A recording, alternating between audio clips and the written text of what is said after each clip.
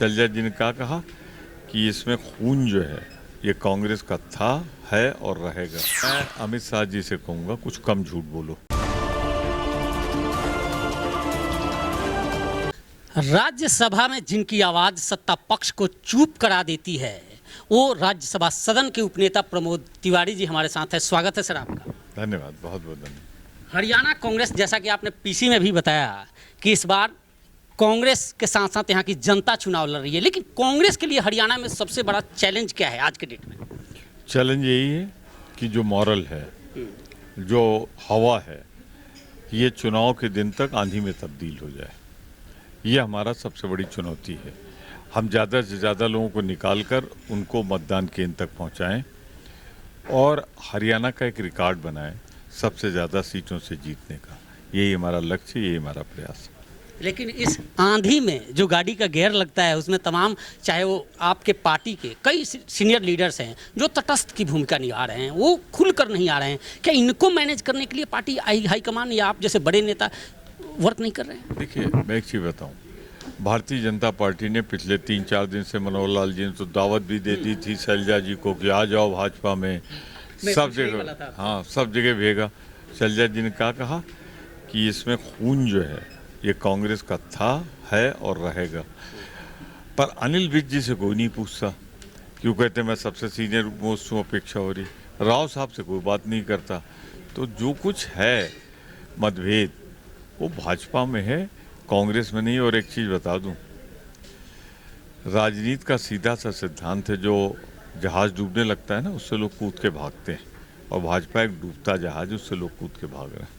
तमाम जो कांग्रेस के सीनियर लीडर्स हैं, जो सीएम की बात चल रही थी, अभी आप जवाब भी दे रहे थे कि कई मुख्यमंत्री के रेस में, आपने सीएलपी का जिक्र किया कि आप भी सीएलपी लीडर रहे हो, और कांग्रेस की बड़ी पार्टी ही अलग है कि किस तरह से विधायक चुनते हैं। क्या इसका प्रभाव पड़ेगा, या फिर अगर सीएम फेस आगे करके आप लोग चलते तो हरियाणा में ज़्यादा प्रभाव पड़ेगा? जो उचित था वही निर्णय हमारे नेतृत्व ने लिया है। सबको साथ लेके चलेंगे, सबका बराबर सम्मान होगा। ठीक कहा ना राहुल जी ने कि सबको बराबर सम्मान मिलेगा। लेकिन राहुल जी की एक बात को लेकर आज खुद गृह मंत्री ने 3 रैलियां थी, दोनों रैली में उन्होंने जिक्र किया, और उन्होंने कहा भी कि 370 का जिक्र वो कश्मीर में तो करते हैं लेकिन हरियाणा में आकर चुप हो जाते हैं। मैं अमित शाह जी से कहूँगा कुछ कम झूठ बोलो। क्या 370 का जिक्र किया उन्होंने वहाँ पे, किस भाषण में किया, जरा वो वंश दिखा दें। निश्चित तौर पे भारतीय जनता पार्टी के भी आपने अनिल विज का जिक्र किया, मुख्यमंत्री मनोहर लाल खट्टर का भी जिक्र किया, और आपने कहा कि स्केप गोट यानी बलि का बकरा नायब सिंह सैनी को बना दिया गया है। फिर कह रहा हूँ, मनोहर लाल जी का चेहरा इस काबिल नहीं था। 9.5 साल में इतनी ज़बरदस्त एंटी इनकम्बेंसी थी कि भाजपा को सत्ता हस्तांतरित करना था कांग्रेस को, तो उन्होंने एक बल का बकरा ढूंढा और सैनी जी को बना दिया। तमाम आपने जो गिनाए कि इतने कारक हैं, जितने जिन मुद्दों के सहारे हरियाणा में चुनाव लड़ा जा रहा है, आपकी नज़रों से देखें, चूँकि आपने बड़ी बारीकी से एक डेटा आपने रखा है, 2 ऐसे बड़े कारक जिनके सहारे कांग्रेस सत्ता में आ रही हो। देखिए, कांग्रेस जो कहती है वो करती है, भाजपा जो कहती नहीं करती। 10 साल मुद्दों की 10 साल की बात कर रहा हूँ। हमारा तो 7 गारंटी है, हम इनको पूरा करेंगे। महिलाओं के लिए, किसानों के लिए, नौजवानों के लिए, हमारी सारी गारंटी। भाजपा ने किसानों के लिए जो कहा था, 750 के शहादत की छींटे भाजपा पर है। पहलवानों के लिए जो कहा था उसका सबको तजुर्बा है। नौजवानों के लिए जो कहा था वो अग्निवीर के नाम पे आया है।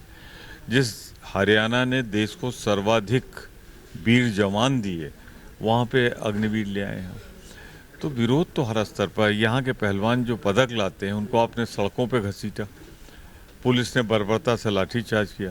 तो हरियाणा तो जाना ही जाता है किसान, पहलवान, जवान, तो तीनों की बात मैंने की। बिल्कुल, बहुत बहुत धन्यवाद सर आपका। प्रमोद तिवारी जी थे जिन्होंने साफ तौर पे कहा कि इस बार कांग्रेस हरियाणा में सत्तासीन हो रही है और कई ऐसे मुद्दे हैं जिनके सहारे सरकार कांग्रेस की बन रही है।